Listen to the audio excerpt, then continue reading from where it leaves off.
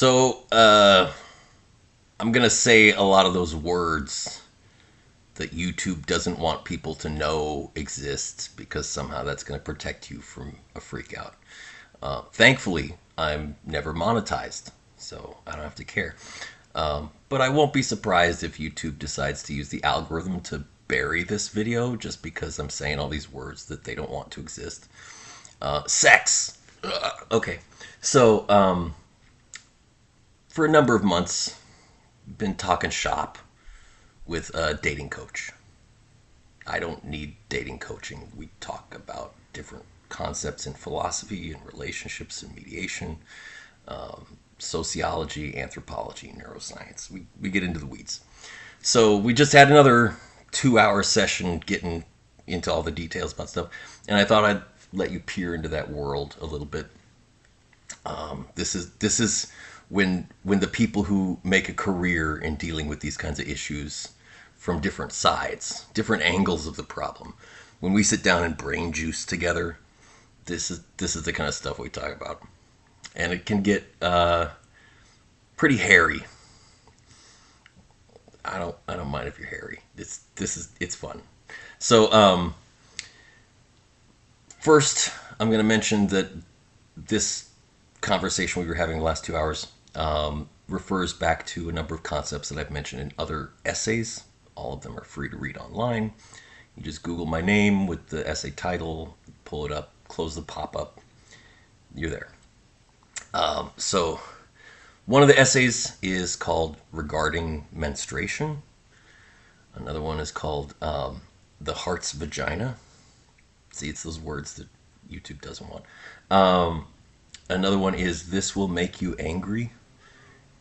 Trigger warning, it probably will. There's a lot of upsetting things about our society, and they hurt, and it's important to know about them when you're ready to handle that information. And another one that we didn't get to, but I was on my list, is called The Living Throne. That gets into some of the old alchemical perspectives on things that go back thousands of years. And what's the other one? Yeah, I'll think of it when I think of it. Anyway, so the first aspect that I'm going to mention is about healthy empathic relationships regarding your sensuality, which is your feeling of your own body and your enjoyment of being in a body, and your sexuality, which is how you engage with someone else sensually. And this one is about being in a relationship where you have a respect for the other person, seeing them as a true whole self instead of seeking something from them like a tool for your own desires, which is objectification, and empathizing with what they're going through and being glad to help, so that they can have a life that they enjoy.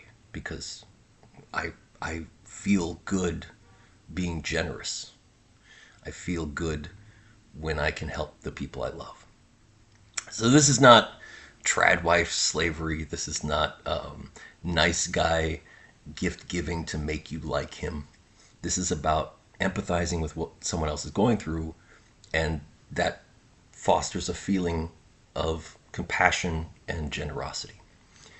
So this is the essays regarding menstruation, and it's important to recognize that it hurts. Periods suck, and they're frustrating, and there's a lot of body issues that are just, it's like in your face, and you can't focus on other things because that's so salient, it's so loud. And so in my relationships, when I was with someone who was expressing concern or pain or frustration with her period, I'm happy to help. And there's a very simple thing that guys can do, or girls, depending on your orientation, to help with your partner when she's on her cycle. And they don't teach this in sex ed, sadly. This is really frustrating. But this is all real biology. This is real processes. You can look up the details. I suggest you do, because if I just give you all the links, then I'm training you to be lazy. You should work your brain muscle and develop the practices of looking things up on your own. So let's get into the details. During a woman's menstruation, the cervix muscle, which connects the womb to the vaginal canal, has to relax a little bit to allow the blood to flow. It's blood and tissue. It's some other fluids too. That muscle was tight, rock solid tight for like weeks. It was a few weeks of clenched. And if you've ever had a muscle that's clenched and then you try to relax it, you get a cramp. It's called a Charlie horse. And that's what's happening. Your cramps are because your cervix muscle is trying to relax and it hadn't for a while. So there's an easy way to help with that. And it's embarrassing. And a lot of guys think it's gross, which you probably should get over that. Um, but I use my fingers, nudge, wiggle, wiggle, don't rub on the cervix while doing a few other things. Um, that allows women to have a cervical orgasm, which apparently YouTube still has people informing other women that this is even possible. Like a lot of women don't even realize you can have a cervical orgasm. Cervical orgasm is like deep body orgasm. It feels qualitatively different. I don't know personally, but this is what I hear. And it causes expansion. There's dilation of the cervix, and during a cervical orgasm, your womb stomach muscles are going to twitch, and it squeezes everything out at once. So I just have a few paper towels under there. I'd scoop it up. We're done. Handled. Just gloosh it out. Now you're not spotting for days. You don't have as much of the bloaty feeling, and your cramps are a lot nicer. You don't have as much of a cramp, which is a qualitative improvement for everyone in the relationship. It's worth it for everyone involved. It's definitely take the time to do it. Make sure you trim your nails and smooth them over, not rubbing or pressing painfully. It's a good thing to do. So cervical orgasm during women's menstruation, I consider it a duty. It's a worthy act. It's an act of service that I'm glad to fulfill. And in general, the regarding menstruation essay goes through a couple other concepts which are not touched upon in sex ed or most discussions of sexuality. One of them is that your culture recently, as a result of like the Catholic Church or something, I don't know where it specifically began, but you guys have had this fantasy that intercourse is supposed to be full penetration, thrusting quickly. No, no, it's not. There's two sets of fibers in the vaginal canal. There's one set that expands like this, and women like that. Feels good. There's another set of fibers that expand like this toward the cervix. It's kind of like a thing. And that second set of lateral fibers is called the fornix, and those fibers hurt when you stretch them because nature doesn't want you to stretch them. These fibers are elastic, so you can stretch and recover. These fibers are not elastic, so when they stretch, they don't recover.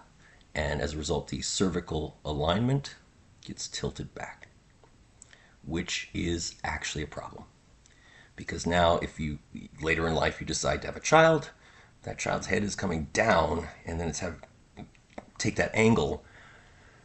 And that's part of the reason why 9 out of 10 vaginal births lead to ruptures and tears that are actual serious medical issues, and they're very painful and expensive to deal with, and sometimes lethal. So please stop going deep. That's not healthy for you at all. And it's not the best way to engage in that activity. Instead, stretch these fibers. And to regain the elasticity and the tension, You just work your Kegels. Kegels are magic. In my essay, I talk about them at length. Just every time you go pee, halt your pee and start it again, and halt it and start it. Just do that, and you're fine. Also, pregnant women, women who've been pregnant many times, women who've had multiple kids, will tell you that Kegels are the muscles that keep your organs from falling out. After after you've had a few kids, things can actually seep. You start bulging that way. Kegels keep it locked up. So work your Kegels. It's better for you. You'll enjoy intercourse more, and so will the guy. Your culture, in addition to having this fantasy of full penetration, also has a fantasy of virginal tightness, when that is not the way to go. That's not what you want. Kegels let you tighten when you want, and more specifically, when you orgasm, they do this, and guys like that. That's a lot better than virginal tightness. That's not a good thing to do. And older cultures around the world for 40,000 years, we see these idols, these statues. They're about this big, this big. And they were the only indicators of a deity for 40,000 years. And they're called the Venus figurines, the goddess of fertility. So you can look at the Venus of Willendorf in particular. That's one of the most famous ones. She's got a rounded head with little nubby lumps and a wide body. It's a pregnant lady. And she's got her feet are tapered down together. And I can tell you that that's that shape and that size because it's an expansion dildo. The reason the goddess of fertility was an expansion dildo is because you want to expand these fibers to at least 3.5 or 4 inches whenever you might risk later becoming pregnant. You want to have that ready beforehand, because if you haven't expanded this way and then you try to give birth, that's when you have a tear out. That can cause a fistula. That can cause lots and lots of problems. So the goddess of fertility wanted to keep you safe during childbirth, and this kind of expansion is one of the most important factors for doing that. So that's the Venus figurine, just letting you know. And one of the other components of that is that you have avoided learning about cervical dilation. The cervical orgasm helps with dilation. There's certain plant extracts that help with cervical dilation. Japanese knotweed, for example, KNOT, knotweed is one of them, still used medically. And there's also compounds in man juice that can help with that. It's just part of the biological process. So practicing cervical dilation safely, which means clean implements, clean, that can help a lot too, especially as you get to know that part of your body and you're slowly desensitizing this surprise. It's kind of like if you're trying stuff around the other side, there's a surprise uncomfortableness. Cervical dilation, if you can practice that with something clean and get used to the feeling and get used to a sense of your own musculature there, then cervical dilation is going to help you a lot for safe childbirth. And it's an erogenous zone. It's a great erogenous zone.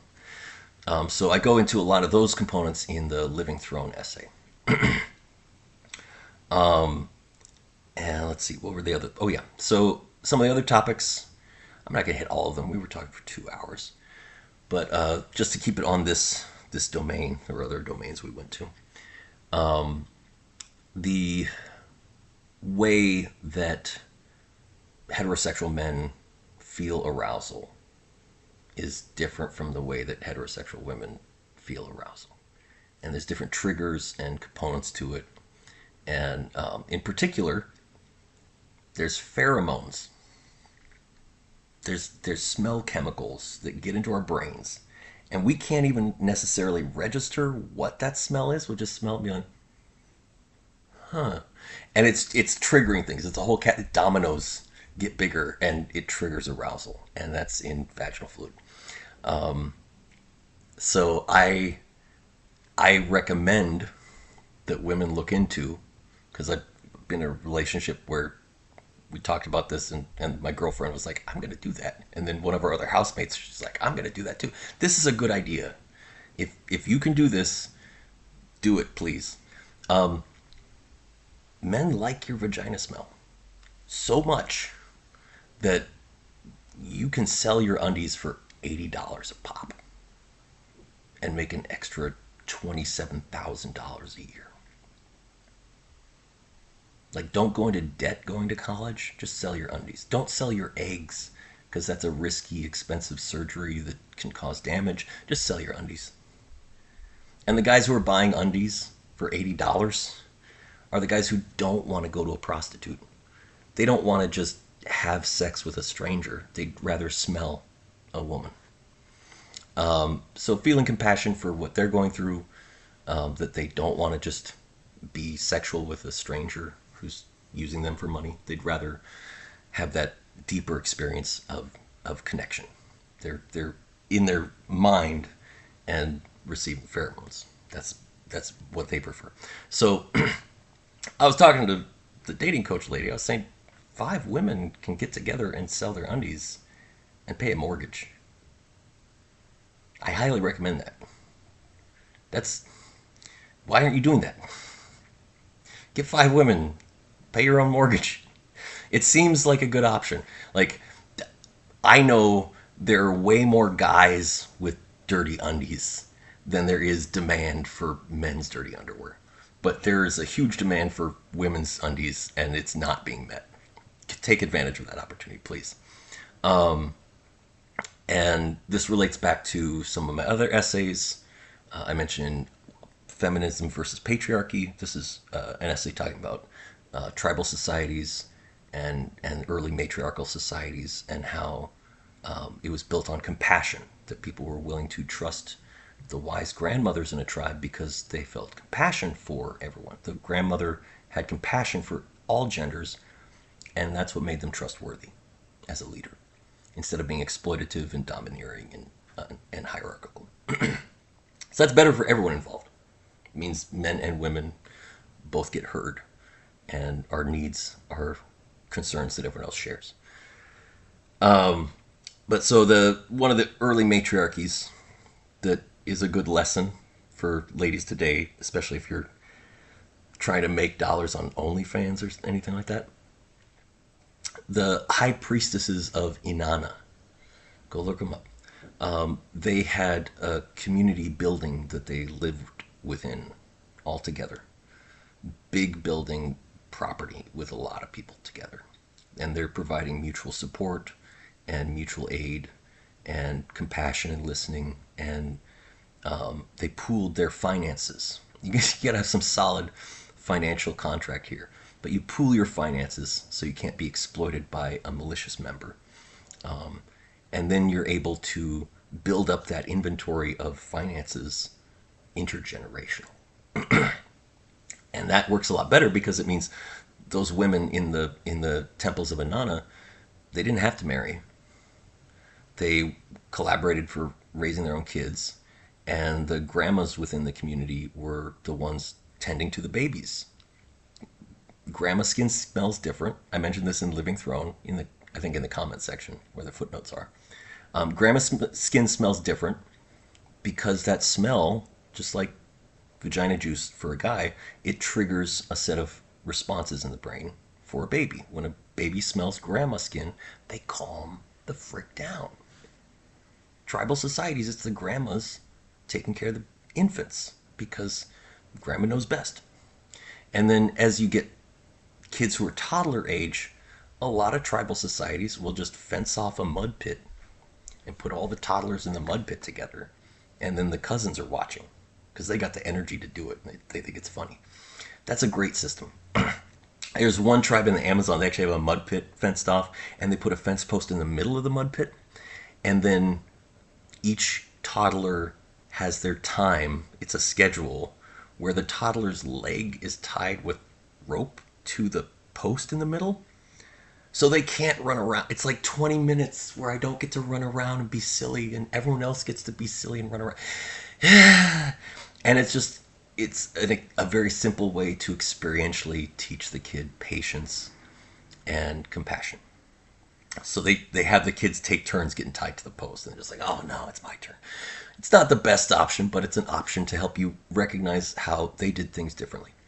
And then once the kids are a little bit older, then groups of them are sent to different craft huts and story elders to learn everything they need to learn, which meant that the parents could pursue their careers. You shouldn't have time off for the mom or the dad, 6 months to a year. No, you need a whole community. It takes a village to raise a child, and the whole community is involved in the actual childcare, dividing up the labor so no one is overwhelmed all day. You have time to eat chocolate. You can go to the bathroom and shower without being harassed, or the house gets destroyed. You're not overwhelmed. And by pooling all the kids and then having a few adults dealing with that clump of kids, then it actually takes less hours of labor. And you're not paying a middleman who's hiring childcare people at cut rates. Like the person caring for your kid at a daycare is not getting paid much, so they don't, and they're strangers, so they don't have much incentive to do a good job. And most of the profit is going to some owner who doesn't care about you at all or your kids. So it's much better to bring that activity back into your community. Elders and youths spending time together helps both. It's enriching for the elders to be able to spend time with their grandkids, and the grandkids are now exposed to elders' perspectives rather than being surrounded by other kids who are completely uninformed and just memeing all the time. It's much better if they spend time around elders than only their age cohort. If they're only spending time around their people their age, there's a disconnect between the generations. So those are some things tribes did differently. Also, by living in a village or a tribe, a small, tight-knit community, it's much better than a nuclear family. Nuclear family is where two parents are raising their kids in a private house. And that was only invented a few hundred years ago, after the volcanic eruption in 1815 caused a global freeze all through 1816.